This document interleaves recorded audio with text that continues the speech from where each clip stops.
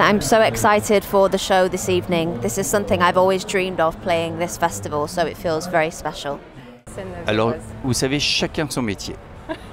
Et s'il y a une chose qu'il ne faut pas me confier, c'est bien celle de la programmation. C'est d'ailleurs pour ça qu'on a un directeur artistique qui s'appelle Guillaume Angers, qui connaît parfaitement le milieu. Vous les avez reconnus, Thierry Kovacs, le maire de Vienne, et Lucent, qui se produira ce soir sur la scène du Théâtre Antique, seront tous les deux avec nous sur le plateau de Vienne TV.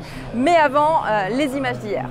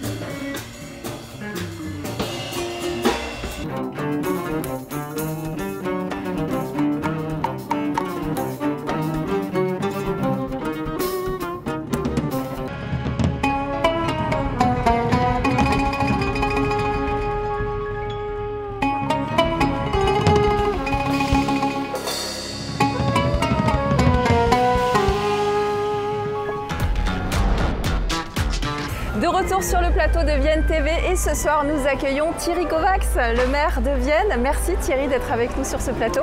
Bonsoir. Bonsoir. Alors Jazz à Vienne, c'est l'un des festivals les plus importants en France notamment. Est-ce que vous pouvez nous expliquer comment la municipalité et l'agglomération d'une manière générale accompagnent justement l'organisation de ce festival, que ce soit sur l'aspect logistique ou bien dans le soutien aux équipes organisatrices? Jazz à Vienne, d'abord, c'est une aventure de quelques personnes passionnées de jazz, il y a plus de 40 ans, hein, sous le modèle associatif, avec une application dès le départ de la collectivité pour mettre à disposition des lieux. C'était des places au départ, c'est le Théâtre Antique aujourd'hui, pour mettre en place des moyens. Des moyens humains par les services techniques, des moyens humains par la police municipale, la sécurité, des moyens humains pour faire en sorte que la ville soit propre le lendemain.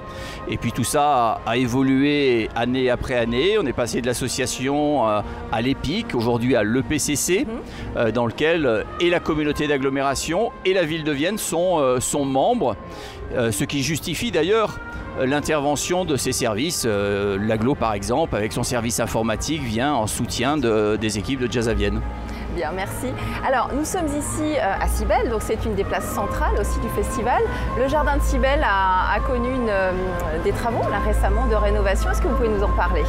Notre grande satisfaction, c'est de voir cette appropriation du lieu. Vous avez ce gradin gazonné avec des rosiers, aussi bien les Viennois hors festival. Et là, les festivaliers se sont appropriés, on le voit, au fur et à mesure que l'ombre avance dans la fin de l'après-midi. On voit le public venir ici, s'allonger dans la pelouse, les pieds à l'air, avec une bouteille parfois. Et tout ça est très respecté parce qu'on trouve finalement le site assez propre dès lors que les personnes s'en vont. Merci. Alors le festival regroupe, si je prends les chiffres de 2024, c'était plus de 215 000 festivaliers. Quelles retombées économiques concrètes vous constatez vous chaque année pour les hôtels, pour les restaurants et plus largement pour les différents acteurs locaux? Alors vous avez raison. D'abord, il y a une retombée, c'est celle de l'image. Ça, il ne faut pas le négliger. Quand vous partez en France, que vous parlez de Vienne en Isère, la première chose qui revient, c'est Jazz à Vienne. Ouais, donc la notoriété de notre ville tient bien évidemment en grande partie grâce à ce festival. Ensuite, il y a des retombées économiques. Quelques chiffres. On a fait une étude il y a 10 ans. Et d'ailleurs, on va refaire une étude sur les retombées économiques de Jazz à Vienne. À l'époque, Jazz à Vienne, c'était un budget de 5 millions d'euros. Et nous avons comptabilisé 17 millions d'euros 17,5 millions d'euros de retombées économiques, essentiellement en local. Alors quand je dis le local, c'est dans un rayon de 50 km. Hein. Okay. Alors certes, il y a les billets d'avion, ça c'est pas du local, mais la grande majorité des retombées économiques sont quand même sur du local. Si on va un peu plus loin dans les chiffres, vous avez 2 millions d'euros de commandes à des entreprises du territoire. C'est ça le Jazz à Vienne, pour un budget de 6 millions. Et si on va sur la dimension touristique, c'est quand même 2 semaines et demie. mais c'est 12,5% de la richesse produite par le tourisme dans notre ville. 12,5% de la valeur brute ajoutée. Donc bien évidemment, on voit que cet événement culturel a une dimension économique. Et j'insiste là-dessus, on a un modèle qui est quand même atypique. Beaucoup de festivals en France tiennent à l'engagement des financeurs publics. Ils sont importants aujourd'hui. 150 000 € de la région, 150 000 € du département de l'Isère et 700 000 € de la ville et de la communauté d'agglomération. Mais c'est 1 million d'euros d'argent public pour 6 millions d'euros de budget.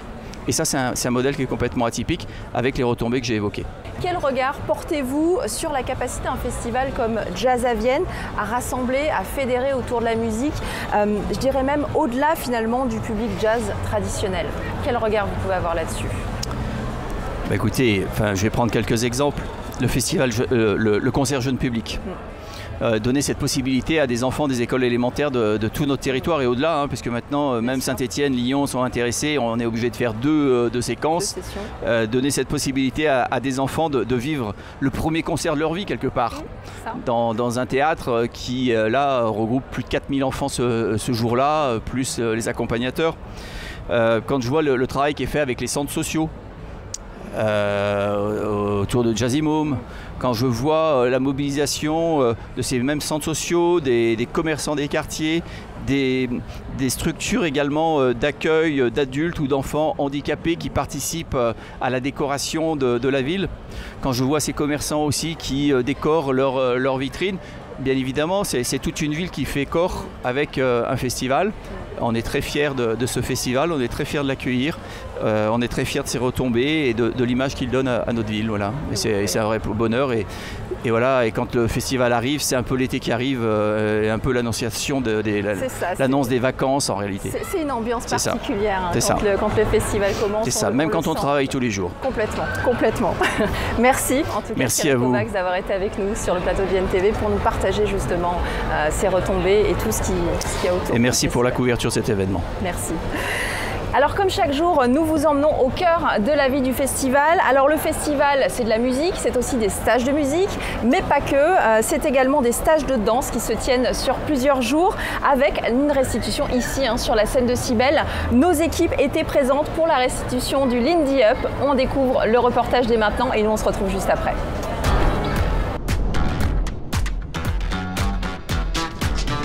De jeudi à dimanche, on a fait un stage de danse avec 18 stagiaires qui ont appris des chorégraphies qu'on va présenter ce soir sur la scène de Cybèle avec un groupe de musique qui nous a accompagnés pendant le week-end et qui jouera sur la scène la musique pour accompagner les stagiaires. Depuis 5 ans 2019, la première édition, dans le cadre de l'Académie Jazz à Vienne. Ouais. C'est vraiment ouvert à tout le monde, donc il y a aussi bien des gens qui dansent déjà que des gens qui viennent s'initier au Lindy Hop et au dance swing en général. Pour le coup, l'information est souvent dans la newsletter de Jazz à Vienne. Du coup, il faut suivre la newsletter de Jazz à Vienne. Et c'est là qu'il faut suivre. Et vous ferez votre chemin jusqu'à nous. Ouais. Alors en fait, il va y avoir deux moments. Il va vraiment y avoir un moment de restitution où seuls les danseurs et les danseuses de l'académie y participent. Et ensuite, on fera un grand échauffement commun où on invitera le public à nous rejoindre et à danser avec nous. Et après, il y a le bal. Donc c'est le groupe qui joue de la musique.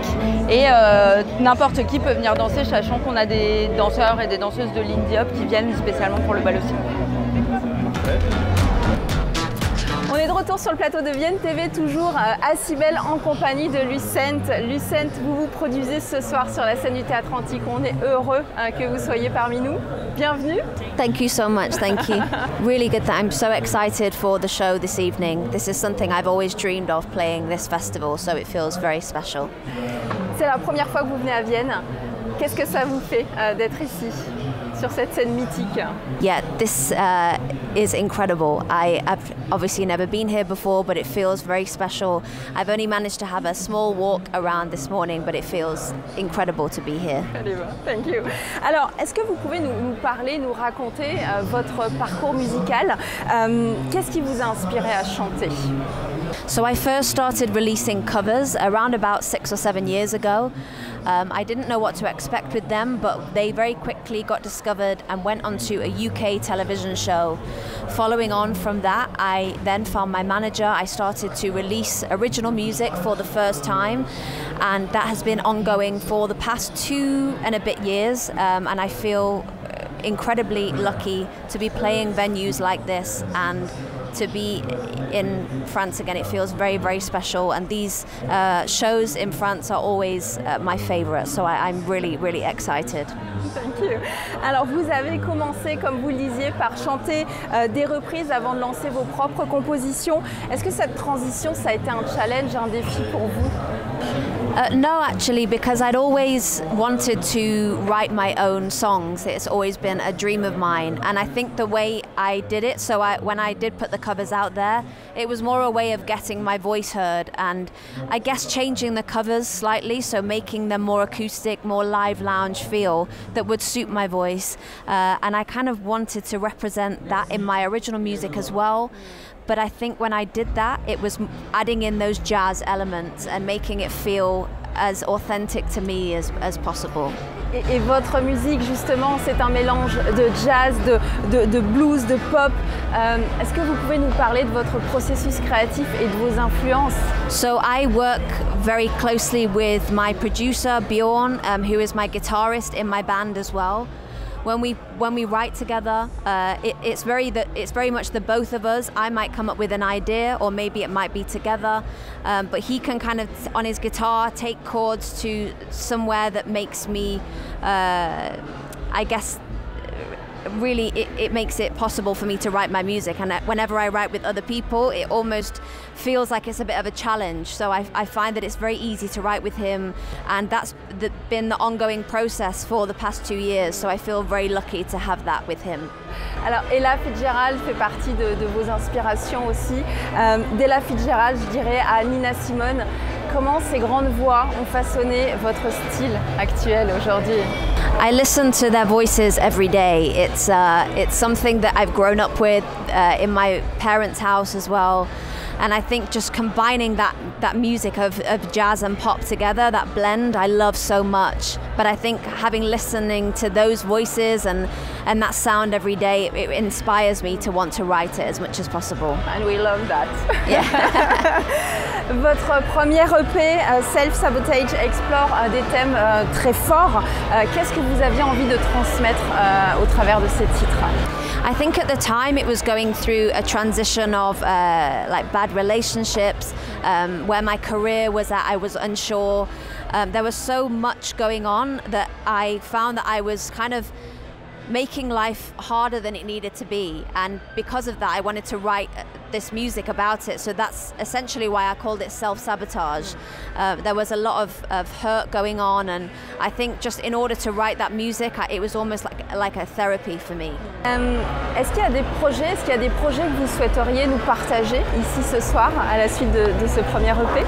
So coming up, I have my EP that I will be releasing at the end of this year. So I have many more singles coming out, and then next year I will be releasing an album as well, which I can't wait for. Thank you. J'ai une question à vous poser pour finir. Si vous n'aviez pas été chanteuse, qu'est-ce que vous auriez fait? Before I was a singer, I studied fashion design and styling at university, so probably something in that field, I think. Maybe a journalist or a stylist or a photographer, but I think that when I'm kind of singing, I guess I like to combine those elements with my music for sure. Thank you. Thank you very much. Thank you. I really appreciate it. Thank you. Alors avant de se quitter, comme chaque soir, le programme de votre soirée. Donc ce soir au Théâtre Antique, ils vont nous envoûter Lucent qui est encore avec nous sur le plateau de Vienne TV avec sa voix absolument magique, et Michael Kiwanuka. Votre soirée continue également au club à partir de minuit avec Doc in Absolute, et puis votre jeu concours comme chaque soir, des places de concert à gagner. Pour ça, rien de plus simple, hein, vous nous suivez sur les réseaux sociaux, vous likez, vous partagez, vous commentez votre émission préférée et vous multipliez vos chances de gagner. On vous souhaite une très très belle soirée.